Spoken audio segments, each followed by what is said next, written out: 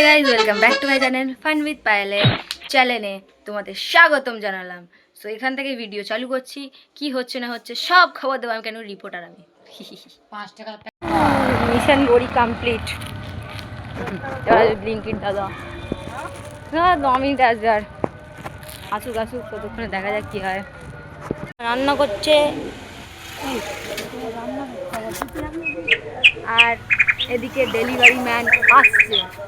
চিলে চিলে বলতে হবে, কেন কি আমার কাছে মাইক নেই, না হলে শোনা যাবে না আমার ফোনে। আম গাছের তলায় দাঁড়িয়ে আছে, দেখো মাথার উপরে আম ঝুলছে। ও সুন্দর ব্যাপার। এক্ষুনি ব্লিঙ্কিট ম্যান ফোন করবে আমাকে, আবার বলবে যে বাথরুমের ফিনাইলগুলো নিয়ে যাও। কেন কি এই জিনিসটা আনতে আমার দিদিদেরও দোকানে আনতে মান সম্মান লাগে। দাদাটা যদি আমাকে দেয় তখন কি ভাববে যে আমি বাথরুম পরিষ্কার করি? তো বলো, আম গাছের তলায় দাঁড়িয়েছি, একটু ঝড় উঠুক, আম পড়ুক, যেটুর আম গাছ একটা আম পেড়ে নিলেও আমাকে পড়লে কোনো দোষ নেই, পারলে দোষ। গাছাব মানে কি গাছ রয়েছে, এদিকে খেজুর গাছও আছে না। আর ব্লিঙ্কিট দাদা কোথায়?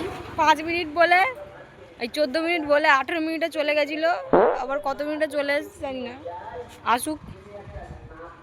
এখানে গ্যাস আলা রয়েছে, যেটার এখন সব থেকে বেশি দামি, দেখো दामी जिनिस। हो गाइस, गैस का भंडार है, हम 12 लोग हो गए। ये गैस चुरी করে নিয়ে চলে আসে। গ্যাসটা মানে গ্যাসের লোক নেই না, চায়ের দোকানে চা খাচ্ছে না। সেই আসছে আমার জিপ্টমে, হ্যাঁ আসছে আসছে, আমি এখানে দোকানে দেখতে পেয়েছি। ট্যালেন্ট। ব্লিঙ্কিটের দাদা রাস্তা হারিয়ে ফেলেছে, এদিকে না ঢুকে ওদিকে ঢুকে গেছে, যার জন্য আমাকে আবার অসরতলা আসতে হলো। বলছে আমি আবার মন্দির ছাড়িয়েই দাঁড়িয়ে আছি, আলাদাই যাওয়া যাক, ওখানে যাওয়া যাক। আমি দোকানে যাবো না বলে আমি ব্লিঙ্কিট অর্ডার করেছিলাম, তাহলে দোকান ছাড়িয়ে গিয়ে দাঁড়িয়ে আছে। তো আমি এখন ব্লিঙ্কিটের ঝামেলা পার করে যাচ্ছি দিদির মেয়েকে আনতে দাদার বাইকে। ফাইনালি ম্যাডামকে না হয়ে গেছে, বাড়িতে এবার যাবো বাড়িতে।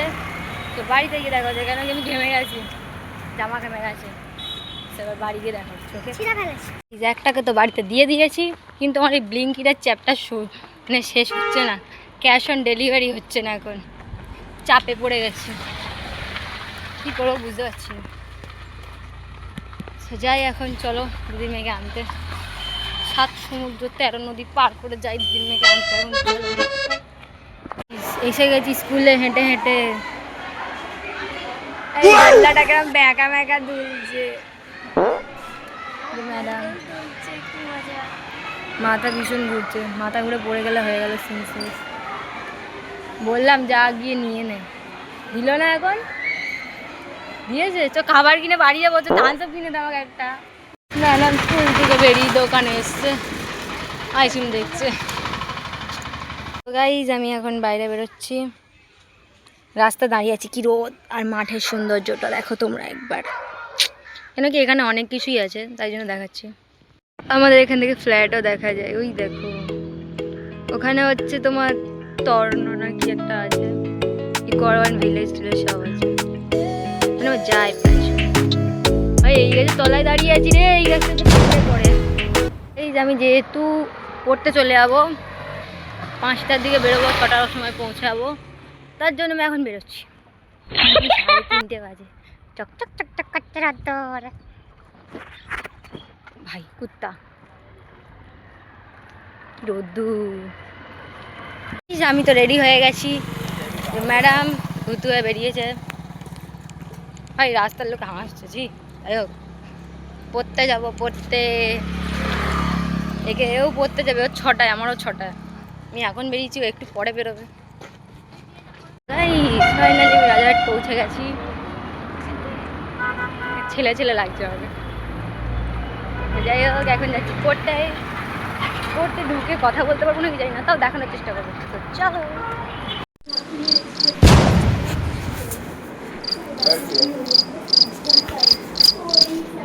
হুট করে সাইড ঢুকে গেছিল, পড়তে থেকে বেরিয়ে পড়েছি, এখন এখন ভাবছি যাবো বিতি গাড়ি যেখানে থাকে ওখানে যাবো, তাহলে হেঁটে হেঁটে বাড়ি চলে যাবো। তো চলো। তো গাইস আমি এখন চলে এসেছি একটু ঘুরতে, এরপরে যাবো বাড়ি। তো ওখানে চলো গাইস। বাড়িতে তো চলে এসেছি, এসে দেখছি যে দাদা গান চালিয়েছে, তাই জন্য আমি বাড়িতে এসে একটু নেচে কুদে মানে একটুখানি অ্যাক্টিংও করছিলাম দেখতে দেখতে। সো এরপরে যাব খেতে। সো চলো।